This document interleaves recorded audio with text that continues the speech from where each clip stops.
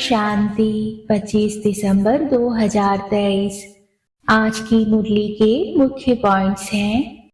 जब किसी का बच्चा रूठ कर चला जाता है तो मित्र संबंधी आदि उनके पीछे जाते हैं, कहते हैं रूठे क्यों हो, अब चलो घर।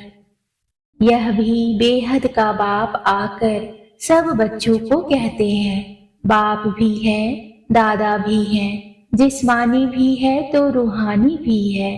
कहते हैं, हे बच्चे अब घर चलो, रात पूरी हुई है, अब दीन होता है।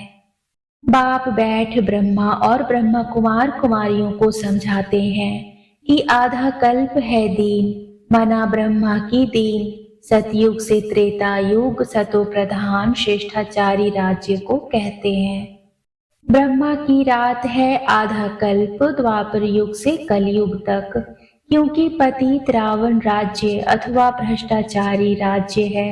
सब आसुरी मत पर चलते हैं, अब तुम श्रीमत पर चल रहे हो।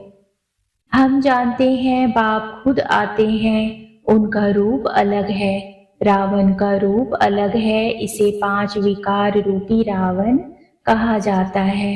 अभी रावण राज्य खलास होगा, फिर ईश्वरीय राज्य होगा जिसे राम राज्य कहते हैं ना। मनुष्य सीता के राम को नहीं जपते हैं, माला में राम राम जपते हैं ना। वह परमात्मा को याद करते हैं जो सर्व का सदगति दाता है, उनको ही जपते रहते हैं। राम माना गॉड। माला जब जपते हैं तो कभी कोई व्यक्ति को याद नहीं करेंगे, उनकी बुद्धि में दूसरा कोई आएगा नहीं। तो अब बाप समझाते हैं, रात पूरी हुई जैसे ड्रामा के एक्टर्स को मालूम होता है कि अभी नाटक पूरा होने में 10 मिनट है। यह भी चैतन्य ड्रामा है, कर्म क्षेत्र, स्टेज जहां हम आत्माएं शरीर धारण कर पाठ बजाती हैं। 84 जन्मों का पाठ बजाना है, फिर उसमें वर्ण भी दिखाते हैं, क्योंकि 84 जन्मों का हिसाब भी चाहिए ना। किस किस जन्म में, किस कुल में, किस वर्ण में आते हैं, इसलिए ही विराट रूप भी दिखाया है। सिर्फ सतयुगी सूर्यवंशी में 84 जन्म हो न सके, ब्राह्मण कुल में भी 84 जन्म नहीं होते। 84 जन्म तो भिन्न भिन्न नाम रूप देश काल में होते हैं। सतयुग सतो प्रधान से फिर कलयुग तमो प्रधान में जरूर आना है। मनुष्य 84 जन्म कैसे लेते हैं, यह भी समझने की बात है।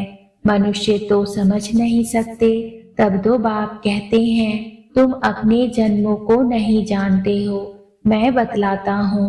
बाप समझाते हैं ड्रामा अनुसार सब भूलना जरूर है। बाप कहते हैं गुरु गोसाई वेद शास्त्र जप तप आदि से मैं नहीं मिलता हूँ, यह है भक्ति मार्ग की सामग्री। मैं तो अपने समय पर आता हूँ जब रात से दिन बनाना है अथवा अनेक धर्मों का विनाश कर एक धर्म की स्थापना करनी है। जब सृष्टि चक्र पूरा हो तब तो मैं स्वर्ग की स्थापना करूं। झट बादशाही शुरू होती है, सब कुछ नया बनाना पड़ता है। कल्प पहले भी मैंने ऐसे ही ज्ञान दिया था, कल्प कल्प देता हूँ। मैं आता ही हूँ कल्प के संगम युग पर। देखो यह झाड़ है, इसमें ब्रह्मा ऊपर में खड़ा है। जैसे यह देवी देवता धर्म की स्थापना करने वाला प्रजापिता ब्रह्मा है, क्राइस्ट भी क्रिश्चियन धर्म का प्रजापिता है ना। जैसे यह प्रजापिता ब्रह्मा, वैसे वो प्रजापिता क्राइस्ट, प्रजापिता बुद्ध, यह सब धर्म की स्थापना करने वाले हैं। यह फिर जन्म लेते लेते अंत में आते हैं, अभी सब तमो प्रधान स्टेज में है। बाप का फरमान है मुझे याद करो और वर्षे को याद करो। स्वर्ग है विष्णुपुरी और यह रावणपुरी। शांति धाम, सुख धाम और दुख धाम यह बाप समझाते हैं। बाप को याद करने से अंतमति सोगति हो जाएगी। भक्ति का प्रभाव है जिसमें उनको साक्षात्कार हो जाता है, मनोकामना पूरी होती है। बाकी सतयुग तो सतयुग है, वहां जाने के लिए फिर नौंधा पढ़ाई चाहिए, नौंधा भक्ति नहीं। पढ़ते रहो, मुरली जरूर पढ़नी चाहिए। कोई को कहा जाता है सेंटर जाओ, हर एक के लिए अलग अलग है, सबके लिए एक बात नहीं हो सकती। ऐसे नहीं, बाबा कहते हैं लाचारी हालत में और कुछ नहीं कर सकते तो दृष्टि देकर खाओ, बाकी सबके लिए थोड़े ही बाबा कहेंगे। यह ज्ञान हर एक धर्म वाले के लिए है, तो सर्विस जरूर करना पड़े। ऐसे नहीं सिर्फ देखने के लिए जाना है, शमशान में भी जाकर सर्विस करना है। अच्छा, मुरली का सार है मीठे बच्चे, बाप हर बात में कल्याणकारी है, इसलिए जो डायरेक्शन मिलते हैं उसमें आनाकानी ना कर श्रीमत पर सदा चलते रहो। आज का प्रश्न है, नौंधा भक्ति और नौंधा पढ़ाई दोनों से जो प्राप्तियां होती हैं उसमें क्या अंतर है? उत्तर है, नौंधा भक्ति से सिर्फ साक्षात्कार होता है। जैसे श्री कृष्ण के भक्त होंगे तो उन्हें श्री कृष्ण का साक्षात्कार होगा, रास आदि करेंगे, लेकिन वे कोई वैकुंठपुरी व श्री कृष्णपुरी में नहीं जाते। तुम बच्चे नौंधा पढ़ाई पढ़ते हो, जिससे तुम्हारी सब मनोकामनाएं पूरी हो जाती हैं। इस पढ़ाई से तुम वैकुंठपुरी में चले जाते हो। धारणा के लिए मुख्य सार है, पहला, बाप की हर बात में कल्याण है, यह समझ निश्चय बुद्धि होकर चलना है, कभी भी संशय में नहीं आना है, श्रीमत को यथार्थ रीति समझना है। दूसरा है, आत्म अभिमानी रहने का अभ्यास करना है।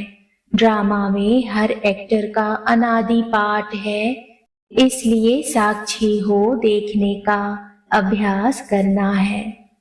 आज का वरदान है, सदा सेफ्टी की लकीर के अंदर परमात्म छत्र छाया का अनुभव करने वाले माया जीत भव। बाप और आप यही सेफ्टी की लकीर है, यह लकीर ही परमात्म छत्र छाया है। जो इस छत्र छाया की लकीर के अंदर है, उसके पास माया आने की हिम्मत भी नहीं रख सकती। फिर मेहनत क्या होती, रुकावट क्या होती, विघ्न क्या होता, इन शब्दों से अविद्या हो जाएगी। सदा सेफ रहेंगे, बाप के दिल में समाये रहेंगे, यही सबसे सहज और तीव्र गति में जाने का व माया जीत बनने का पुरुषार्थ है। आज का स्लोगन है, दिव्य गुणों के सर्व अलंकारों से सजे सजाए रहो तो अहंकार आ नहीं सकता। ओम शांति।